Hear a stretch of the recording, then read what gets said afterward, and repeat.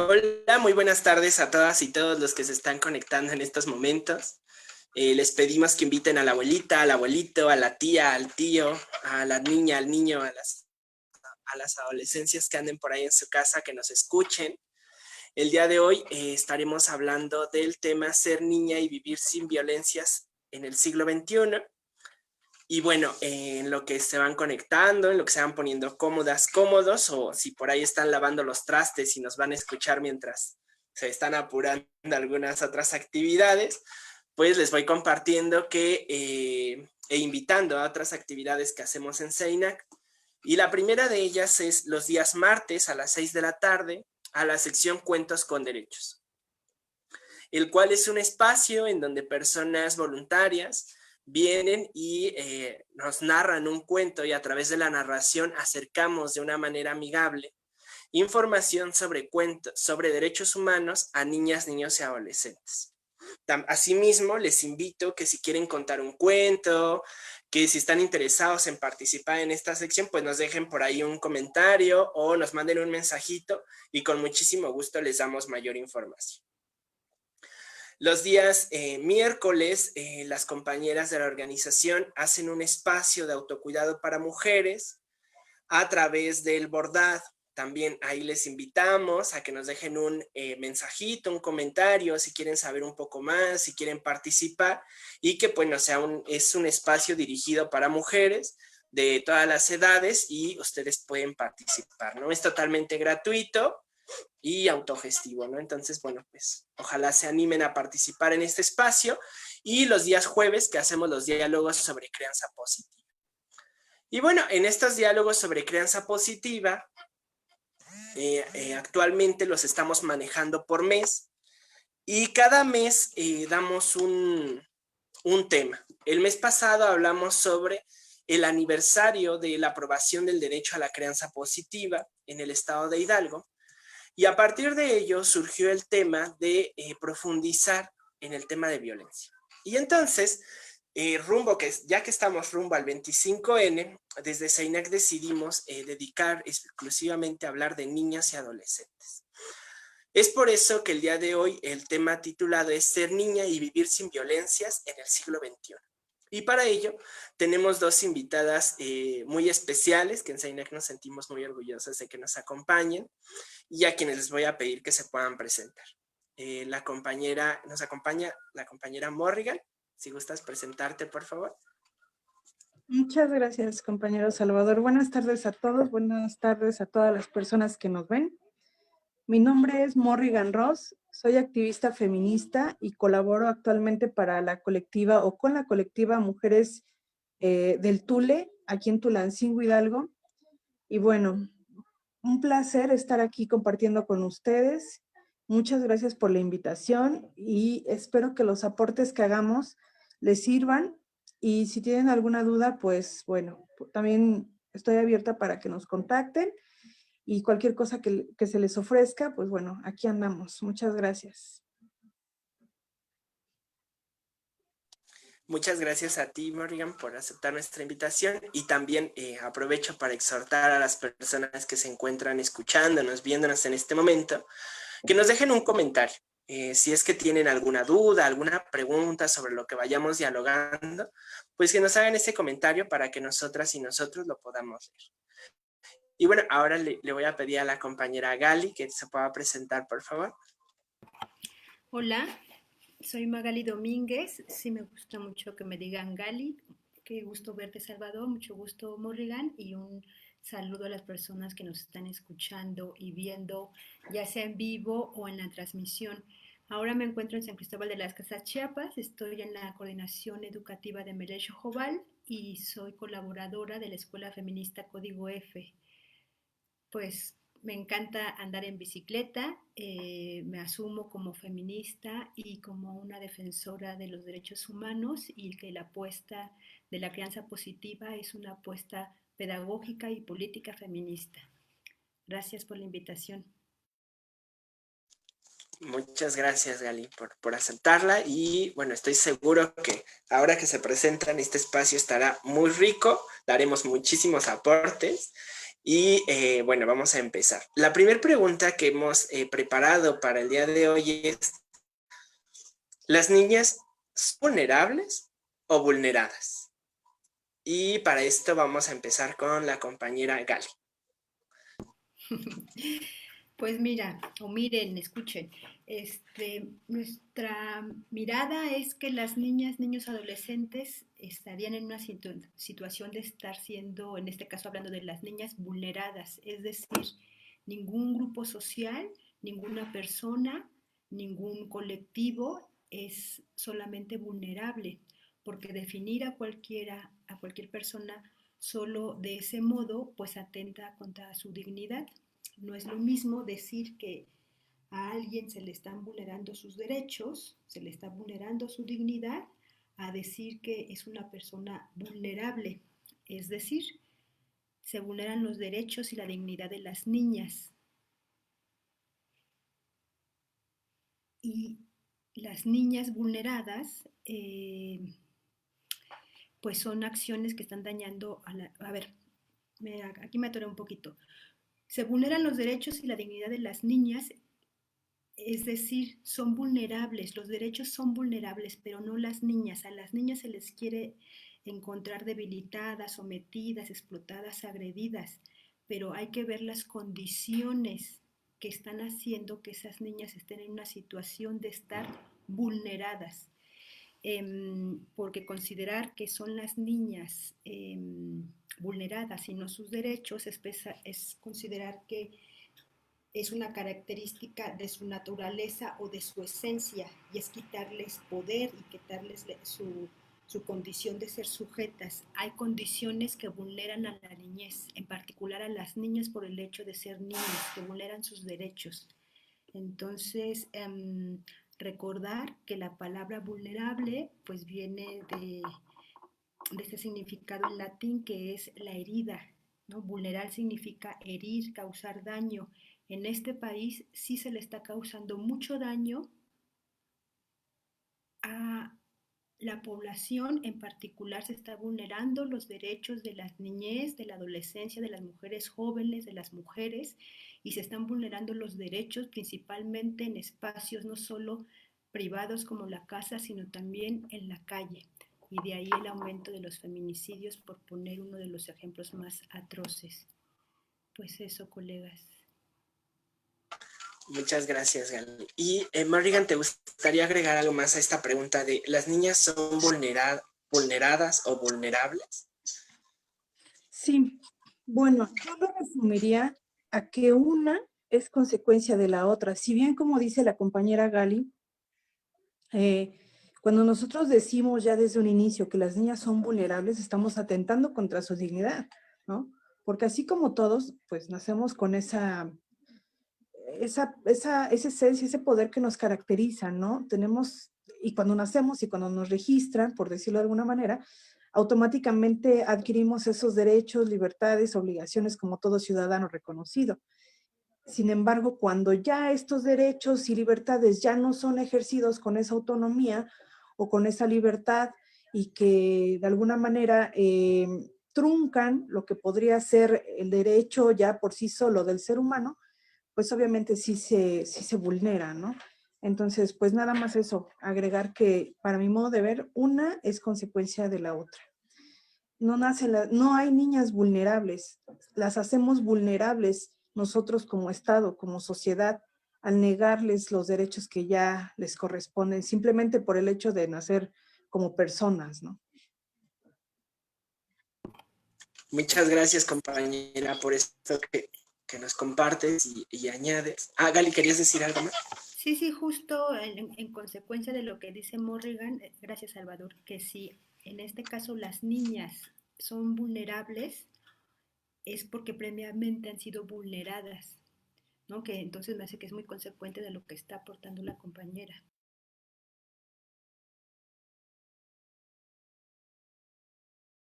Sí, sí, sí, en definitiva, esto que menciona nos parece muy apropiado y sobre todo me hacía recordar que cuando en SAINAC platicábamos estas preguntas, nos surgían algunas como frases, ¿no? Que hemos escuchado como cosas como, no, no, no, las niñas son delicadas, ¿no? No, no, las niñas son las que se tienen que cuidar porque, bueno, son las más frágiles.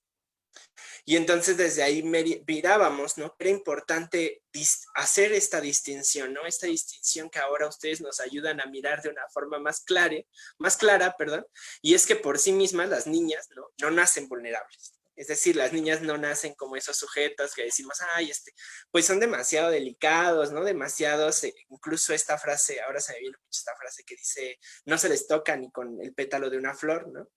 Y que justo siguen perpetrando la idea de que son vulnerables, ¿no? Pero entonces, ahora en lo que mencionan, me parece importante pues retomar esto, ¿no? Las niñas no nacen vulnerables y hay una serie de condiciones que les coloca en esa situación de vulnerabilidad que daña su dignidad, que daña el acceso a los derechos humanos que tienen, ¿no? Que daña las posibilidades que tienen de decidir y de poder desarrollarse, ¿no? Y que en ese sentido, la siguiente pregunta pues se va encaminando, ¿no? ¿Cuáles son las violencias a las que están expuestas las niñas, ¿no? ¿Cuáles serían a raíz de las condiciones de vulnerabilidad en las que se les expone? Y ahora vamos a empezar con la compañera Morrigan.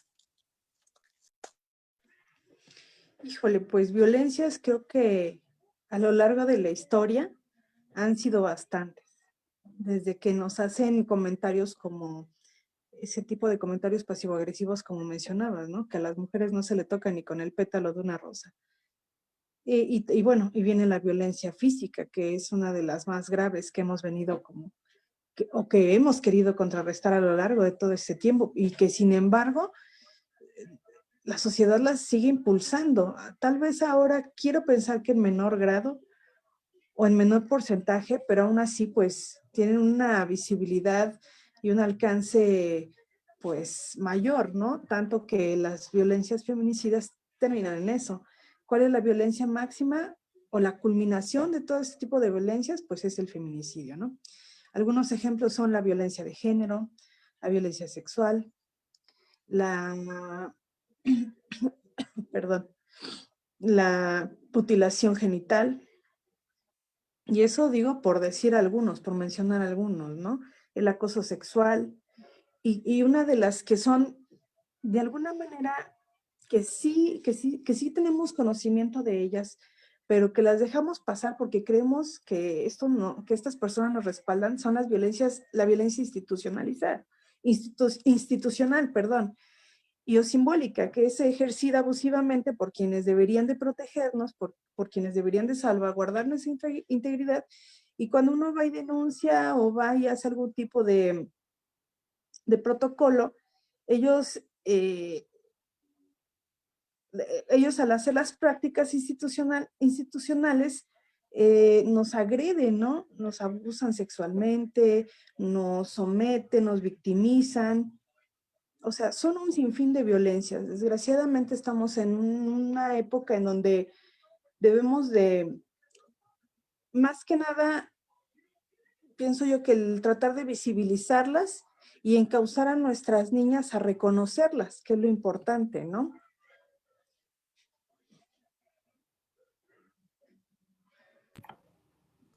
Muchas gracias, Marian, por esto que nos compartes y que eso me lleva también a preguntarle a Gali, ¿no? ¿Qué otras violencias identifican, ¿no? En este ejercicio de bueno, en su experiencia, ¿no? Que vivan las niñas. Sí, agregar a lo que dice Morrigan y a lo que decías tú también, Salvador, a la niñez la representación social de la niñez, que por su condición de edad hay que protegerla, hay que cuidarla porque están en la indefensión. Eh, Llegan a haber situaciones de no tomarles en cuenta como sujetas y sujetos históricos, sino como seres a los que hay que proteger, y en ese proteger yo decido por ellos y por ellas. Y pensándolo en la situación de las niñas, en esta violencia estructural, en los privilegios que se tiene el ser niño, que es ser hombre. A los niños se les prepara para ser hombres que tomen decisiones, y a las niñas en una violencia estructural, que es esta violencia de género, aunque muchas de nosotras o todas nos convertamos en adultas, hay una forma de seguir aniñando a las mujeres para seguirlas colocando en la indefensión y en la toma de decisiones de el hombre, el esposo, el padre, el hermano, el jefe de la familia sobre esas mujeres, porque como no saben, no se saben administrar, no saben, o sea, colocarlas como siempre en esa condición de niñas, que es una situación peyorativa, no como una calidad humana, sino en esa calidad de la indefensión.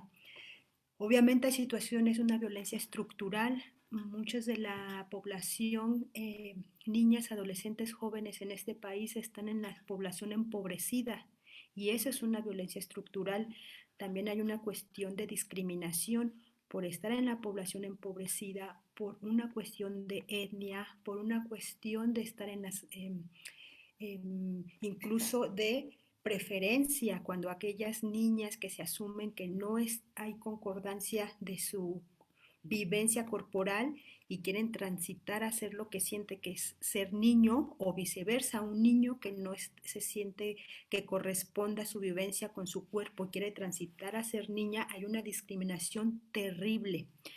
Hay una cuestión también de la exclusión, que es un poco lo que decía al principio, por la cuestión de edad. No saben, no votan, no pueden elegir a sus representantes. Hay una cuestión también de desventaja para las mujeres por el hecho de ser mujeres y de ser niñas, de estar excluidas, por ejemplo, tener menos acceso a las tecnologías de información y de comunicación, que siendo un derecho humano desde el 2016 oficializado, aquí y el ahora en el 2020 sigue siendo eh, menor el acceso a las mujeres, y si a eso se le suma la cuestión de clase, la cuestión de raza, pues todavía pueden estar en mayor exclusión. Entonces, es agregar a lo que decía la compañera, que colocó muchas de las violencias que viven las niñas por el hecho de ser niñas. Eso, colegas.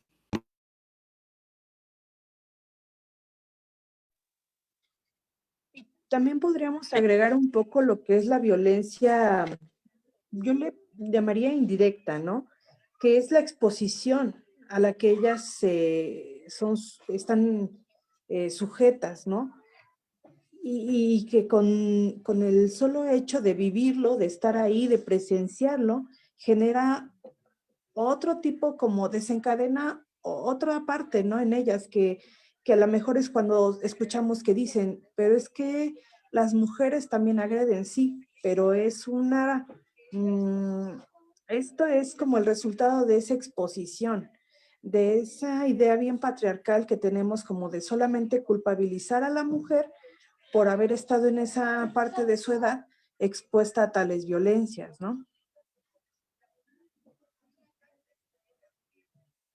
Sí, sí, muchas gracias. Ahora que les escucho, justo me hacen pensar que este fenómeno de las violencias son históricas, ¿no? Se han construido a lo largo de la historia, y muchas de ellas me hacen pensar que también siguen invisibilizadas, ¿no? Entonces me parece que hay un trabajo que tenemos que seguir haciendo como organizaciones de la sociedad civil, y que también a mí me lleva a pensar en esto que dicen en un ejemplo, que justo cuando se desató el Me Too, pues salió lo de mi primer acoso, ¿no? Y entonces con este fenómeno de mi primer acoso, entonces las adolescentes, ¿no? De 10, 11 años, las niñas, perdón, las niñas y adolescentes de 10, 11 años, empiezan a decir que hayan vivido acoso, ¿no? Entonces, me parece que esa es una de las evidencias que nos muestra que la violencia está presente en la vida de las niñas, ¿no? Y que para ellos, de las niñas y de las adolescentes, ¿no? Y que para ellos se hace necesario reflexionarla, pero también yo pensaba como enunciarla, ¿no? Este ejercicio que ahora hacemos de nombrarlo, de nombrar que existe, ¿no? De no solo pensar a la niñez en esta onda de vamos a protegerles porque pues se merecen ser felices, ¿no? Y en algún momento pues van a ser el futuro de nuestro país. No, o sea, son el ahora, y en el ahora están experimentando una serie de circunstancias que afectan el acceso que tienen a sus derechos humanos, ¿no? Y ahora yo pensaba, de mi primer acoso lo tengo muy presente, ¿no? Porque se presentó en las escuelas, ¿no? Y entonces yo decía, claro, ¿no? O sea, ahí se ve afectado su derecho a la educación. Y puede ser, ¿no? Que la repercusión sea tal que decida desertar y quizás digamos, bueno, pues ya es, ¿no? Pero entonces el impacto que va a tener es que en un futuro, ¿no? Habrá una serie de habilidades y de capacidades, ¿no? Y para que se le dificultará, ¿no? Alcanzar esa autonomía económica o esa autonomía, ¿no? Y no por poner como ideal a la escuela, ¿no? Esta de llegar a la universidad y así, ¿no? Pero sí me parece que es importante nombrar todo esto y que también en este ejercicio que decía Gali me hacía pensar que es necesario pensar las violencias, ¿no? En plural, a las niñas, ¿no? En plural, porque no serán las mismas violencias las que viva una niña, ahora lo voy a poner así, ¿no? Una niña pobre que vive con discapacidad, ¿no? Y cuya orientación sexual es ser lesbiana. ¿No? Y entonces, desde ahí me parece que también es importante poder visibilizar las violencias en los diferentes escenarios en que se viven. Desde el espacio privado, el espacio público, y que desde ahí la crianza tiene un papel muy importante, y que al menos en lo que refiere al espacio privado, de acuerdo a la encuesta nacional de niñas, niños y mujeres 2015, las niñas, ¿no? Reciben mayor agresión psicológica, como lo son gritos, descalificaciones o insultos, en un 54%, ¿no? A comparación de los niños. Y también esta misma encuesta menciona que cualquier forma de disciplina violenta, ¿no? Y ahora cataloga física o psicológica, estuvo presente en el 62.4% de las niñas que participaron en esta encuesta, ¿no? Lo cual además nos da cuenta que en la crianza no hay ejercicios de violencia, que también deben ser cuestionados, visibilizados, y que uno de ellos se relaciona a esto que mencionaban sobre la representación o la concepción que se tiene, ¿no? Pues si seguimos en esta concepción y en estas violencias indirectas, ¿no? Estructurales, de pensarles que hay que protegerles, pues entonces vamos a enseñarles eso, ¿no? Que se deben saber proteger y ya. Entonces me parece que la concepción, la representación social que se tiene de las niñas puede jugar, ¿no? Un papel importante en el ejercicio de la violencia. Y bueno, desde ahí algo que ya mencionaron en esta participación es que se debería brindar herramientas a las niñas para que ellas identifiquen la violencia, ¿no? Es que nos encuentran escuchándonos, que en su mayoría son personas cuidadoras de niñas, niños, adolescentes. Algo que nos preguntaban en otro diálogo era ¿qué se podía hacer cuando se detecta que una niña vive violencia? ¿No? Ya vimos que hay violencias que son históricas, que son estructurales, que es necesario que las empecemos a nombrar, que las empecemos a visibilizar. Pero ¿qué hacemos, no, cuando detectamos un caso específico de violencia, ¿no? O pensamos que una niña puede vivir violencia? Esa pregunta también está porque han habido profesores que nos preguntan, ¿qué puedo hacer si en la escuela llega una niña que pienso que vive violencia en su casa, ¿no? O que tiene indicios de que experimentó violencia sexual, ¿no? O algún otro tipo de violencia, ¿no? Entonces, desde ahí ahora está la pregunta y ahora vamos a empezar con Morgan. Creo yo que para nosotros saber o detectar cuando una niña vive violencia, es importante y necesario hacer un seguimiento socioemocional y que han estado expuestas. Algunos de ellos son los indicadores comportamentales, que se refiere, pues como la palabra lo dice, al comportamiento que ya raya quizá en algo fuera de lo usual, ¿no? Ejemplos, pues hay muchos. En cuestión como de cómo ellos proyectan esto, puede ser la pérdida del apetito, el trastorno del sueño, la hiperactividad, la eneuresis, la encopresis, o sea, bueno, ejemplos de cómo ellos llegan a canalizar este tipo de emociones o este tipo de situaciones que están viviendo. Bueno, son bastantes. Y sí hay que crear estrategias de confrontamiento y apoyo, creo yo. Es escuchar a las niñas, el palpar, el ser como muy hábiles para poder detectar por lo que están pasando y también el tener como una estrategia para el cómo podemos acercarnos a ellas, ¿no?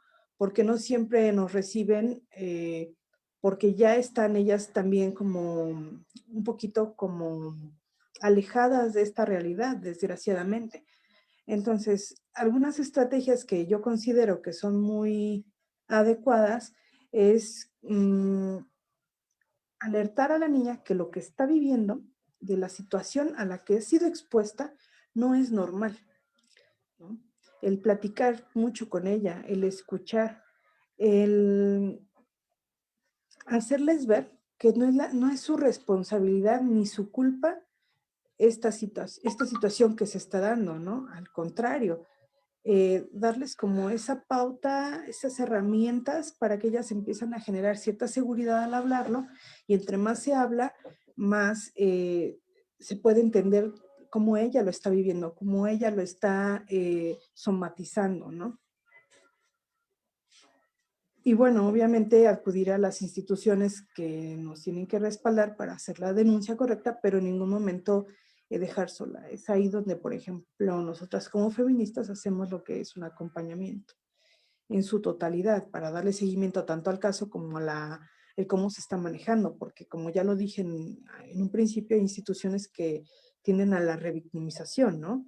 Y eso es una parte importante que como funcionarios públicos ellos no tienen en cuenta porque no tienen perspectiva de género, que ese es un tema que, bueno, podría ser también para abarcar para otro día, porque es importante hacérselos ver, ¿no? Que estas instituciones y estas personas que se supone nos deberían de proteger o proteger a nuestras niñas, pues para empezar no tienen ni las herramientas, ¿no? Entonces es ahí donde nosotros decimos que se crean estrategias ya independientemente de como institución, como sociedad, para poder dar ese acompañamiento a las víctimas de violencia, en este caso a nuestras niñas, y que no vuelvan a caer en lo mismo al ellos estarlas revictimizando, que es otra violencia. Bueno, antes de pasar a Gali, oye, te haría una pregunta que hemos detectado que es como constante, ¿no? Y es que a veces cuando platicamos de esto, nosotros también usamos el término revictimizar, ¿no? Pero entonces, para las personas que nos escuchan en estos momentos, ¿qué es eso de la revictimización? Morgan, si nos puedes apoyar. ¿O cómo podríamos evitarla, identificar? La revictimización es cuando la misma institución duda o genera la duda ante la situación que está pasando la víctima. Muchísimas gracias, Morgan. Es que con este término, a veces Sí. cuando hemos dado algunos talleres y entonces nos dicen, oye, ¿y eso qué es, no? Entonces, bueno, consideré ahora importante mencionarlo. Gracias. Ahora, la compañera Gali, en relación a esta pregunta, ¿no? ¿Qué se puede hacer cuando se detecta o se sospecha, ¿no? Que una niña vive violencia? Ya, bueno, tengo varias ideas y un poco también de la respuesta anterior, de las violencias que viven las niñas y por la reflexión que nos hacía Salvador. O sea, la historia de los derechos humanos es la historia de las guerras y las guerras están llenas de violencia. Entonces, van junto con pegado. Y en torno a qué violencias también viven las niñas, pensando ahora en época 2020 de la pandemia COVID-19, en este quedarse en casa como una medida de romper las cadenas de contagio, pues también las niñas han mencionado que ha incrementado la violencia dentro de sus hogares y también es una violencia estructural el rezago educativo o la cuestión de no tener conectividad, no tener un acompañamiento para la educación formal que ahora es en casa y está tomando una gran población, y sobre todo en la población empobrecida o la población que tiene que alternar el trabajo con el estudio, pues están decidiendo desertar de la escuela. Ese es otro tipo de violencia. Y respecto a esta pregunta, ¿qué hacer si detectamos casos de violencia en las niñas? Pues identificar, como que venimos platicando, hay diferentes expresiones de la violencia. No es que sean unas más importantes que otras, sino que hay unas que son más graves que otras. Entonces eso lo tenemos que tener bien presente en el análisis para poder hacer la ruta de intervención. Entonces, agregando a lo que decía la compañera Morrigan, es súper importante que esas niñas, esas adolescentes, cuando detectamos un caso de cualquier tipo de violencia, que el mensaje sea claro de que ellas no son culpables, que no es su responsabilidad lo que está pasando, y sobre todo si la persona que está agrediendo o las personas que están agrediendo a esa o a esas niñas son personas adultas. Entonces, ese es un mensaje clave, y eso es parte también de no revictimizar, porque no solamente es que lo hagan las instituciones, a veces lo hace a la persona que le cuentan. Me molestó alguien cuando iba a la tienda, pues es que eres tú, mira cómo te vistes, mira, y eso es también otra vez volver a poner en esa niña, en esa adolescente, la responsabilidad de los actos de otra persona donde estás cometiendo actos de agredir a la niña, ¿no? Por el ejemplo que estoy poniendo.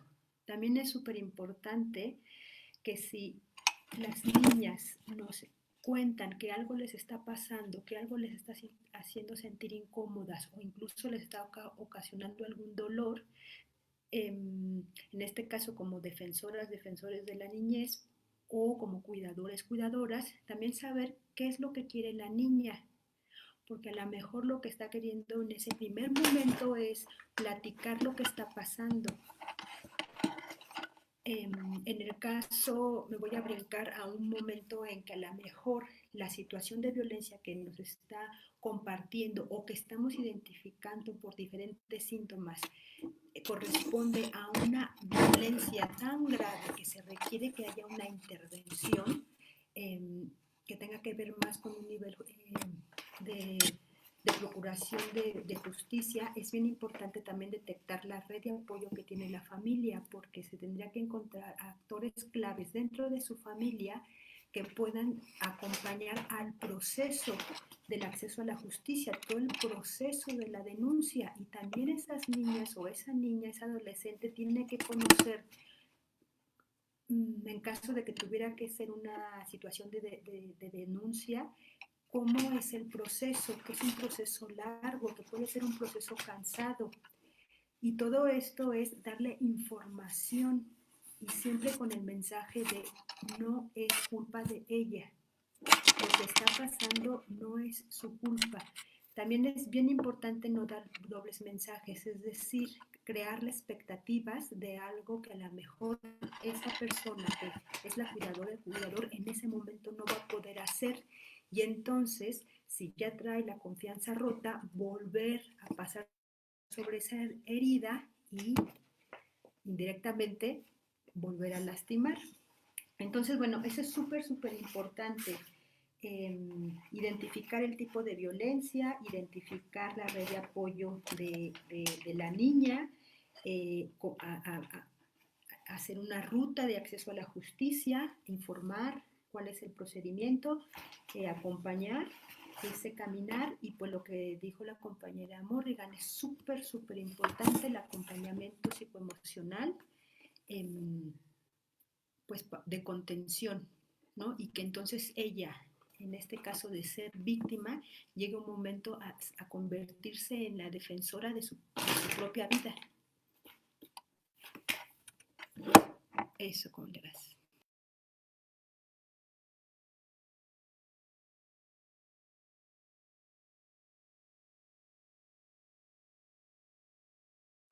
Muchas gracias por esto, por este camino que ahora nos dibujan, ¿no? Y que me parece que da algunas pautas de lo que las personas cuidadoras de niños, niños, adolescentes, docentes, ¿no? Podrían estar haciendo. También en los comentarios, o Yuki Vargas nos dice que en Hidalgo la Procuraduría de la Defensa del Menor acepta denuncias anónimas, ¿no? Entonces ahí también ya nos dan otra herramienta. Pero además, a mí me parece importante resaltar algunas cosas. La primera de ellas es que es reconocer, ¿no?, la violencia que nos están exponiendo, ¿no?, las niñas, niños, adolescentes. No ponerla en duda, ¿no? De repente en algún taller que vimos, ¿no?, nos decían, y bueno, ¿cómo sé si es verdad, no? Y nosotros así de, bueno, cuando suceden esta clase de cosas, ¿no?, es importante que no pongamos en duda las cosas, ¿no? Ofrezcamos ese apoyo, ofrezcamos ese acompañamiento, y que ese acompañamiento va a depender mucho del tipo de violencia que se nos está comentando, ¿no? Y también que ese acompañamiento estará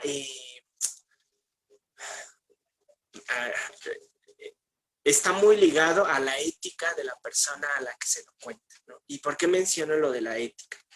Porque ya Morrigan nos decía que es un proceso de acompañamiento, ¿no? Ahora Gali nos decía, bueno, hay que informarlo y ser muy claro en las cosas que informamos, ¿no? Entonces, de ahí me parece que hay un sentido ético de, ya me lo contó, ¿no? Y que no sea una onda de, bueno, ya me lo contaste, muchas gracias por la confianza, adiós, ¿no? O sea, me parece que ya hay una responsabilidad ahí, ya sea de canalizar, ¿no?, de buscar los medios, de informar qué es lo que está pasando, pero al mismo tiempo darle a saber que no es su culpa, que no es su responsabilidad, ¿no? Y que esto está sucediendo, ¿no? Incluso ahora con este acompañamiento psicoemocional que mencionan, pensaba, pues incluso ayudarle a gestar todas las emociones que se están moviendo en torno a este ejercicio de violencia. Entonces, me parece que es todo un camino, y a mí me gustaría y enseñar cuando de repente nos llegan casos de este tipo, lo que hacemos es mucho canalizar, ¿no? Dependiendo del tipo de violencia, canalizar a las instancias correspondientes del Estado, que el Estado es el responsable de proveer los caminos, ¿no?, de proveer el acceso a la justicia, ¿no? Y nosotras y nosotros, en este caso como defensores, ¿no?, como cuidadores de niñas, niños, adolescentes, como profesores, pues nuestro papel es brindar esas herramientas para que las niñas, niños, adolescentes acudan a los espacios, a la generación al acceso a la justicia, ¿no? Pero además pensaba en otra cosa, que es cómo brindamos esas herramientas, ¿no?, para las niñas, en este caso, para que puedan ir sobrellevando todo este proceso, que es un proceso desgastante, cansado, ¿no? Y que es necesario no solo pensarlo como, pues vas a hacer paso 1 esto, paso 2 esto, no, o sea, en esos pasos las niñas tendrían que estar desarrollando otras habilidades, ¿no? Eso es preciso el acompañamiento y esta serie de pasos que nos marcan. Y en esto me gustaría mencionar que acá los estamos dando desde las experiencias que hemos construido, pero no son una receta mágica. Es decir, no estamos dando como, el punto 1 es esto, el punto 2 es esto, el punto 3 es esto, el punto 4 es esto, ¿no? Dependerá mucho de las circunstancias en las que se encuentren las niñas, de las redes con las que cuenten las niñas al interior de sus familias, ¿no?, de la persona que sea la perpetradora de la violencia, y a partir de ello es que vamos a ir construyendo ese acompañamiento hacia la niña.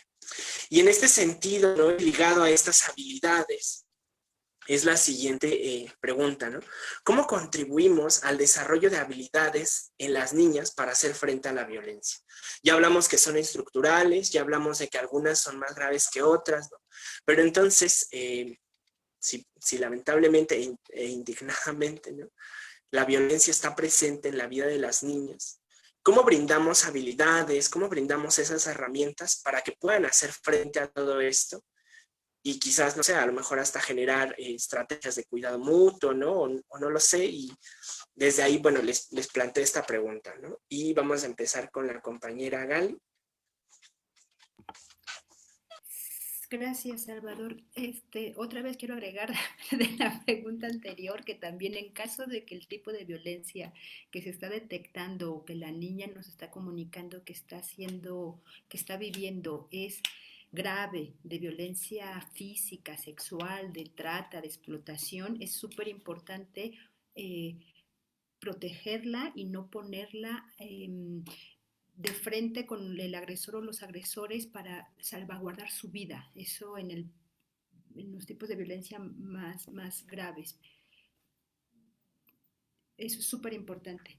¿Y qué hay que hacer? ¿Qué nos toca hacer en relación con el acompañamiento a las niñas y adolescentes, o en este caso a las niñas? Pues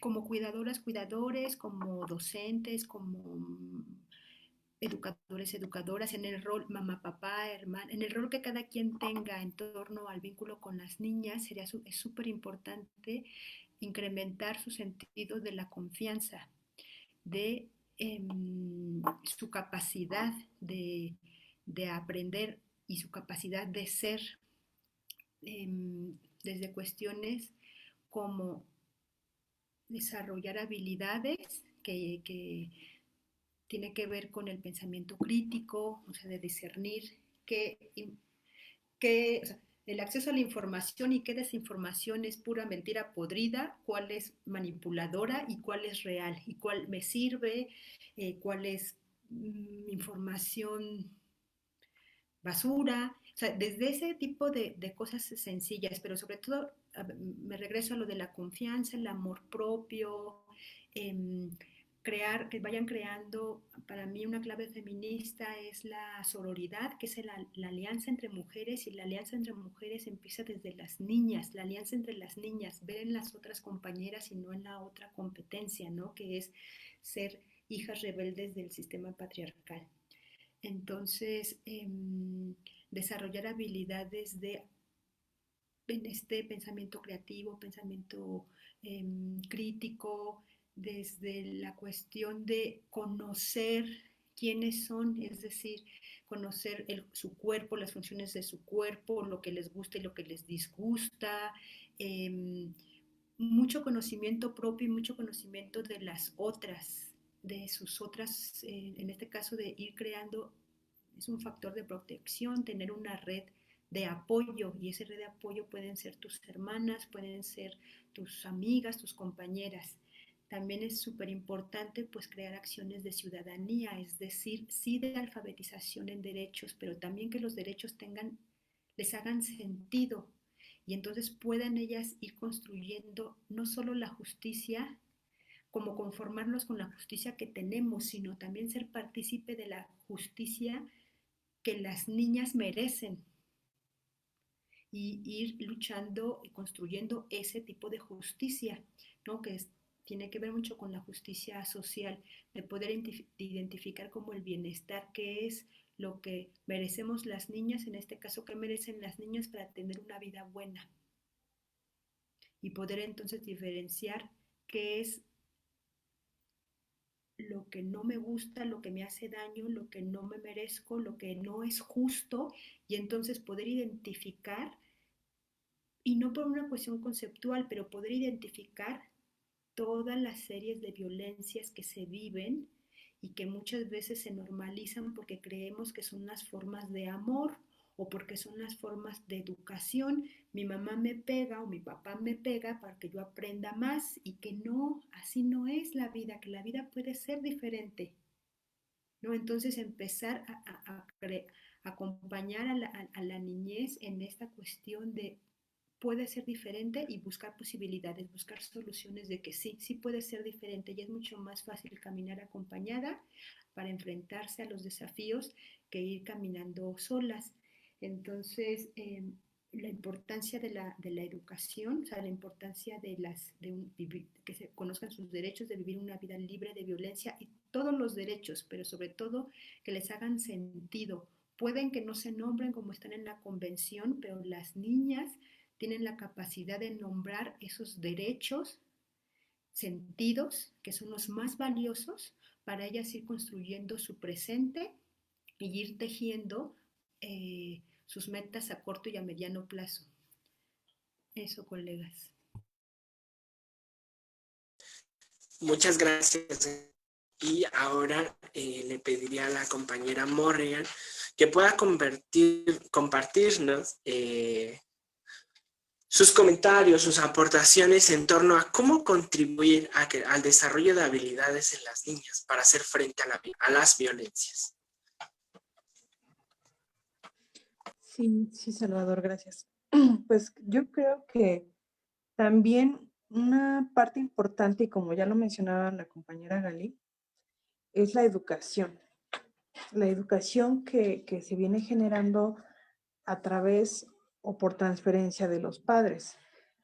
El cómo nosotros lo compartimos con ellos, cómo nosotros generamos esas confianzas, esa confianza que ellos van a salir y como reflejar ante la sociedad, ¿no?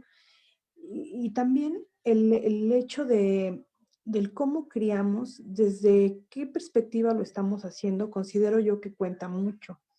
Siempre es importante mostrarnos empáticos ante los sentimientos que ellos nos quieran como dar a notar, porque muchas veces somos un tanto apáticos o como que los omitimos o como que no los escuchamos. Y es siempre importante el que ellos tengan por entendido o que sepan que aquí en este colchón le llamo yo, que es en este colchón de su educación y de él, cómo ellos van a reflejar su personalidad, fuera de esto, es como darles esas herramientas de confianza, primeramente, para que ellos aprendan a comunicarse con nosotros cuando algo ya no les esté gustando, cuando algo les incomode, que como padres también seamos abiertos, amorosos, siempre estar como escuchando, fijándonos en los detalles de nuestros hijos, pero no para absorberlos, simplemente como para guiarlos, para cuestionar, enseñarles también a cuestionar, esto me gusta, esto no me gusta, y a eso se refiere un poco la crianza respetuosa que se hace con amor y empatía, ¿no? Y que como ya lo dije, ellos van a reflejar esto ante la sociedad y van a ser personas que tengan esa empatía por los demás, que sepan identificar cuando algo ya no les está gustando. También hablar un poco sobre la educación sexual que últimamente se nos ha negado o se les ha negado y que es súper importante porque refiriéndonos a las violencias que sufren nuestras niñas, pues una de ellas y la más considero yo sistemática o la sistemática es el abuso sexual, ¿no? Y que de ahí derivan otras, ¿no? Entonces es importante, yo creo, considerar la educación sexual para las escuelas, para que ellas sepan, conozcan de su cuerpo, conozcan de todas las sensaciones que este mismo arroja y también sobre los derechos, ¿no? Es importante el saber cómo manejar ciertas situaciones y que ellas también sepan quiénes las respaldan, qué derechos las respaldan. Y eso es lo, considero yo, una de las cosas también importantes y que, como lo dije, se nos ha estado negando, ¿no? A mí me gustaría agregar, colegas, em, en mi experiencia como colaboradora de la niñez y en particular con las compañeras de la Escuela Feminista Código F, ay, jole,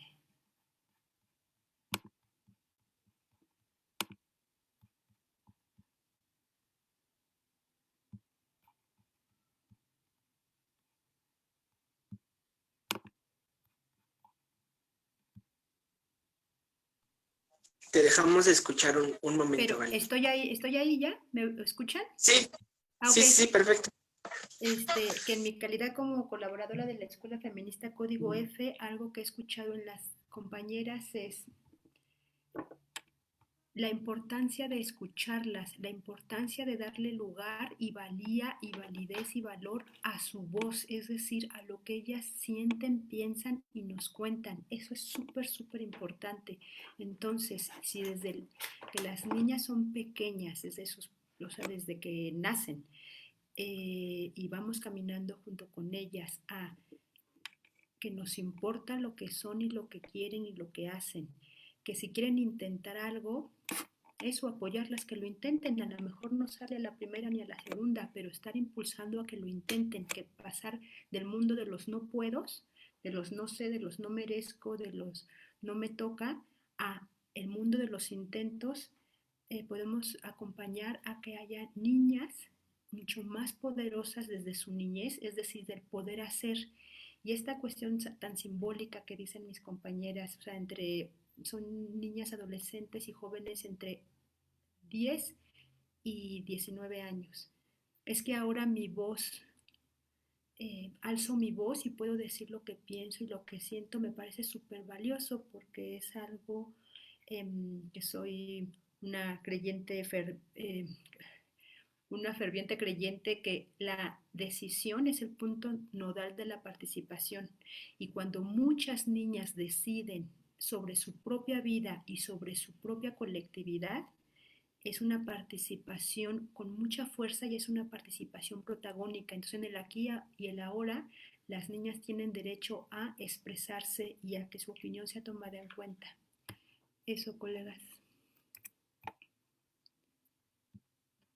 Muchas gracias, Gali, muchas gracias, Morrigan. Ahora que les escucho en mi cabeza resumba una constante idea de hay otras posibilidades, hay otras maneras de hacerlo y hay otras alternativas que podemos construir con las niñas, ¿no?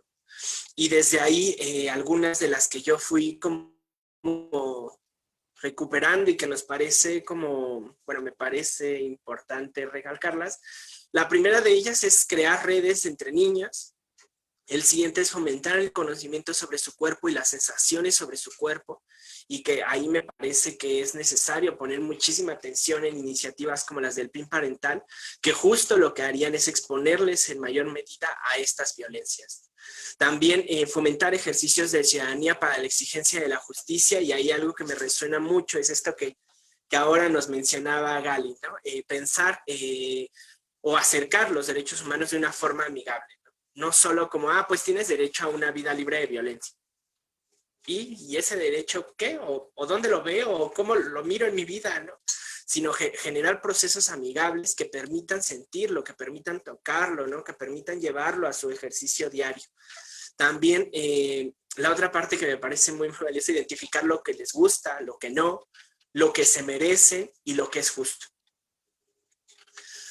También crear, ¿no? En el caso de la crianza, que la crianza positiva va muy encaminada a esto, y en el caso de la crianza positiva de las niñas, crear canales de comunicación, fomentar el amor, la empatía, trazar y brindar herramientas para la confianza. Y yo me gustaría agregar en mi calidad de educador, ¿no? Brindar una educación liberadora, que potencie la toma de decisiones, la autonomía, el ejercicio de la libertad, y que no solo nos enseñe a obedecer y a pensar que esto es lo que hay y que entonces pues tengo que vivir con esto y además adaptarme a vivir con ello, ¿no? Sino que hay otras formas de pensar, ¿no? Hay otras formas que son posibles y que nosotras y nosotros podemos hacerlas posibles. Y bueno, también el último es apoyarles e incentivarles a hacer lo que quieren hacer, ¿no? Que decidan hacerlo, y que en ese sentido toma un papel muy importante la participación. Y en el caso de las niñas, la participación, ¿no? La participación de las niñas en su vida privada, en su vida pública, y desde ahí pues reforzar las habilidades para la toma de decisiones de lo que quieren hacer, lo que no quieren hacer, lo que les gusta hacer, lo que no les gusta hacer.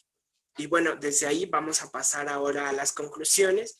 Hay una serie de puntos que he ido anotando ahí, pero antes de poder comentarlos, les voy a pedir si quieren agregar algo más a este espacio de diálogo. Sé que nos podríamos echar así todo un día platicando de esto, ¿no? Porque además es multifactorial. Existen muchas cosas que han sido normalizadas, ¿no? Existen muchas cosas que están en las estructuras, pero por ahora vamos a irlo acortando, ¿no? Entonces, ahora abro el micrófono a la que quiera de las dos agregar algo más. Sí, pues también la importancia de ir acompañando a la niñez en informarles cuál es la ruta del acceso a la justicia.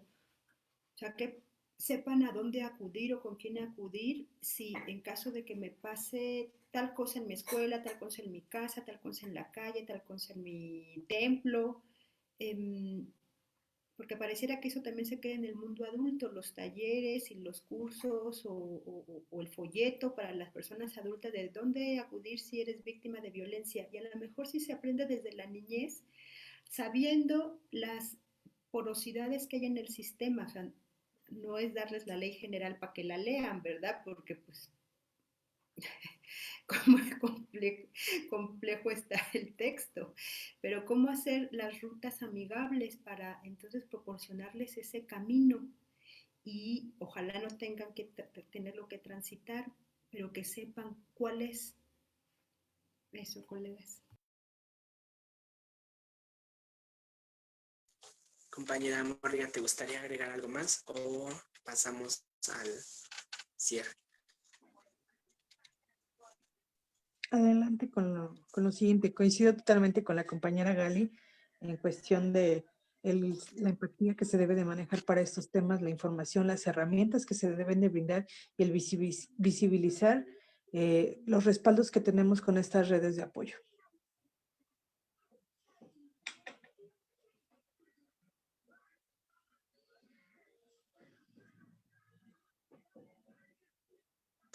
Muchas gracias, compañeras, por esto que... Perdón, esto de estar en casa nos mete en muchas sintonías al mismo tiempo. Y bueno, dentro de las conclusiones que fui destacando del diálogo, la primera es que hay una serie de violencias que se han gestado en la historia, que se han normalizado, pero que hay que hablar, ¿no? Que ya basta de ser cómplices, basta de ser, de callar, ¿no? Es necesario empezar a hablarlo, es necesario empezar a decir que existe, ¿no? Y también a crear las rutas para que en algún momento esto se erradique de manera total. La otra es que, eso me parece muy importante recalcarlo como una de las conclusiones, es que al acompañar a una niña que vive algún tipo de violencia es necesario identificar qué violencia es, qué tan grave es, ¿no? Y si esta afecta de manera directa su integridad, ¿no? Ya sea como la trata, la violencia sexual o alguna otra, ¿no? O la violencia física, es necesario ser muy cuidadosos para no exponerle, ¿no? O para que las personas que son perpetradoras de la violencia, pues, desaparezcan el vínculo de confianza que tienen con la persona a la que se lo han contado, ¿no? Entonces, en ese sentido, me parece muy importante recalcar que cuando se detectan estos casos, ¿no? Cuando cuando una niña lo comenta, es necesario tener mucha ética en el acompañamiento y siempre valorar la gravedad de y valorar, y no valorar en el sentido de lo que sea más importante o lo que sea menos importante, ¿no? Todo lo que nos cuenten en relación a ese tema es importante, sino en relación a la forma en que vamos a proceder, ¿no? Y la forma en que vamos a proceder, que no les termine revictimizando, que no les termine exponiendo o que les deje sin redes o que les deje sin comunicación. La otra que me parece importante cerrar en este diálogo es que en el siglo XXI podemos pensar en que puede ser diferente, en que hay otras alternativas, en que hay otras posibilidades, ¿no? Y que desde ese sentido, pues elegimos a las invitadas del día de hoy, ¿no? Porque nos hacen pensar con su trabajo, con lo que hacen, que hay otras posibilidades, que hay otras alternativas ante esta situación, ante este contexto grave, ¿no? Difícil y en algunas ocasiones, bueno, no en algunas ocasiones, que siempre duele, ¿no? Pero que hay otras posibilidades, que hay otras maneras en que las podemos hacer y que si tejemos redes, pues lo podemos hacer de mejor manera. También la otra es que, brindar, ¿no? Herramientas, brindar conocimientos para sentirnos, para que las niñas se sientan acompañadas, unidas, ¿no? Y que no solo les enseñemos a caminar en lo individual, ¿no? Y ahí me parece que es una tarea para las personas cuidadoras de niñas, niños, adolescentes, pero también para el sistema educativo. El otro es dar a conocer las rutas de acceso a la justicia, que no sean algo así como oculto, que nada más está en las procuradurías, ¿no? Que nada más está en los ministerios públicos, ¿no? Dejar de satanizar esos espacios, ¿no? Decirles, no, esos espacios están para ayudarnos, ¿no? En la mayoría de los casos. Y si no, también estamos las organizaciones de la sociedad civil, ¿no? Acá estamos 3 en este momento, que podemos brindar esos acompañamientos y si no, hay algunas otras, ¿no? También el último es, y quizás es un poco soñador, ¿no? Pero construyamos caminos. Este diálogo ahora lo quiero terminar con esta frase: construyamos caminos, construyamos posibilidades y gestemos otra clase de relaciones. Y bueno, con estas conclusiones y estos aportes que nos ha dado el día de hoy la compañera Gali y la compañera Morrigan, es que vamos a cerrar el primer diálogo. También comentarles que la siguiente semana estaremos hablando de las violencias que viven las adolescentes. Y en 2 semanas más estará un grupo de niñas, un grupo de adolescentes platicando por acá, ¿no? Hablando ellas qué piensan de esto, ¿no? Las personas adultas hablamos de esto, las personas adultas hacemos talleres sobre esto. Y me parece que Gali quiere agregar algo más. Sí, es que no había entendido que ya era el cierre. Estoy muy encantada con el diálogo, muchas gracias. 2 cosas que me parecen claves, 2 claves feministas. Una es, sí lo había mencionado y lo quiero recalcar, la importancia del amor propio, que las niñas desde pequeñas tengan un sentido muy alto de amarse a sí mismas y no tener que valer en el mundo porque son las hijas de o la pareja de. Y lo otro que también me ha tocado por fortuna atestiguar y aprender de la niñez, en particular de la niñez que es trabajadora, es la autonomía económica. En la medida de que las niñas, las adolescentes, las jóvenes empiezan a tener un acercamiento, un uso, una administración, el juego, o sea, el manejo del dinero, de generarlo, de poder invertir en las cosas que les interesa para seguir estudiando, para alimentar, etcétera, etcétera, eso cambia la existencia, porque muchas de las adolescentes que están viviendo situaciones muy incómodas dentro de sus hogares o que tienen mucha presión por qué vas a seguir estudiando, qué vas a hacer o ya cásate, todo eso, siguen estando ahí porque están dependiendo económicamente de su familia o que estudian en otro lado, pero siguen dependiendo económicamente de la familia y entonces es como esta frase, esta creencia del que paga manda. Entonces, en la medida de que las mujeres desde la niñez, en el mejor sentido de manejar el dinero, no estoy hablando de explotación y de ponerlas a trabajar, sino que si deciden vender, hacer sus panques y venderlos, ahorrar en su alcancía, empiezan a manejar el dinero, también empiezan a manejar su vida porque no dependen de un alguien. Eso. Muchas gracias por la invitación, colegas. Y no se pierdan ese encuentro donde van a estar las niñas y adolescentes hablando de ellas mismas. Sí, muchísimas gracias, Ali, por este último comentario que nos añades, ¿no? Y también yo les reitero la invitación. También ahí les voy a dar premio, ¿no? Me parece que todavía no lo hemos anunciado, pero ahora la voy a dar. Estarán compañeras de Melel, ¿no? Estarán de Melel de Chiapas, ¿no? Estarán algunas compañeras de Oaxaca y algunas compañeras que colaboran en CEINAC, ¿no? Entonces será un espacio muy rico, esperamos que nos permita visibilizar algunas otras cosas, ¿no? Que nos permita enunciar algunas otras y también trazar otros caminos de acción. Y bueno, en ese sentido me gustaría agradecer que hayan aceptado la invitación a Morrigan, a Gali, ¿no? A este espacio de diálogo. Esperamos que vuelvan a estar en este espacio o en algún otro de la organización. Mencionarles que la organización está abierta para poder realizar trabajos en conjunto y que beneficien principalmente a la niñez, a las mujeres y contribuyan al derecho a una vida libre de violencia. Sin más por el momento, les agradezco muchísimo, les deseo que tengan una muy buena tarde-noche, hace un poco de frío, abríguense y nos vemos la siguiente semana en el programa de diálogo sobre crianza positiva. Muchísimas gracias. Chao, que estén muy bien, gracias.